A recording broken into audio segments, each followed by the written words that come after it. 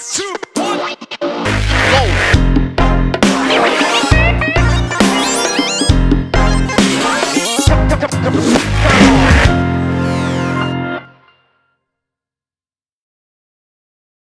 SAM HD1, qu'est-ce que ça signifie? Tania Louis va tout nous dire sur cette étrange sigle et son sujet est l'étude des fonctions cellulaires du facteur de restriction du VIH1, SAM HD1. Merci de l'applaudir.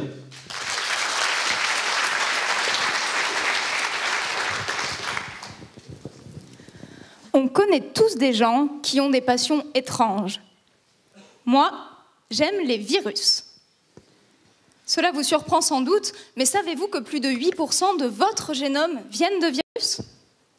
Moi, je les aime, car ils nous permettent de mieux comprendre le fonctionnement de nos propres cellules, notamment car ils les piratent pour se multiplier. Ainsi, en essayant de trouver comment bloquer les virus, on découvre souvent des choses intéressantes sur notre propre fonctionnement. Et c'est précisément ce qui s'est passé pendant ma thèse. Dans mon équipe, nous travaillons sur un virus dont vous avez tous entendu parler, le virus du sida, que vous pouvez voir ici en jaune à la surface d'une cellule du système immunitaire.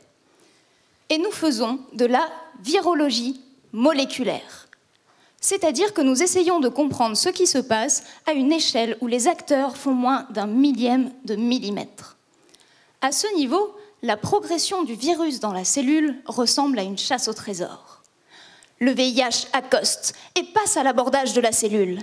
Dans cette île hostile au paysage contrasté, il va devoir récupérer et utiliser des outils et des matériaux locaux. Mais ce n'est pas si simple, car la cellule est capable de mettre en place un certain nombre de défenses, parmi lesquelles on trouve ma protéine favorite, SAM HD1, ou SAM pour les intimes. SAM est capable de détruire un des matériaux de construction présents dans la cellule et dont le virus a besoin pour se multiplier, voire même capable d'endommager directement le virus originel. Or, nos cellules prennent la peine de fabriquer SAM en permanence alors qu'elles ont des ressources limitées. Elles ne les gaspilleraient pas pour maintenir en place une défense contre le VIH en l'absence de danger immédiat. C'est ce qui m'a intéressée pendant ma thèse. À quoi peut bien servir SAM en l'absence de VIH?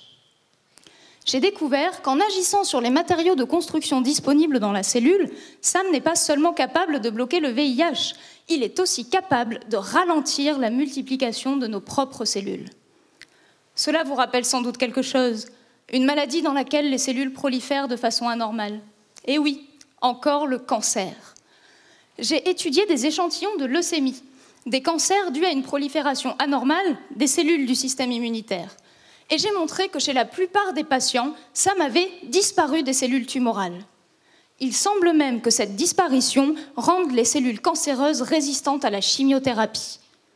Ainsi, SAM n'est pas seulement une barrière contre le VIH, c'est aussi au quotidien une barrière contre le cancer. Vous avez sans doute déjà en tête que SAM, c'est celui qui conduit, c'est celui qui ne boit pas. Eh bien, sachez que dans vos cellules aussi, SAM vous protège.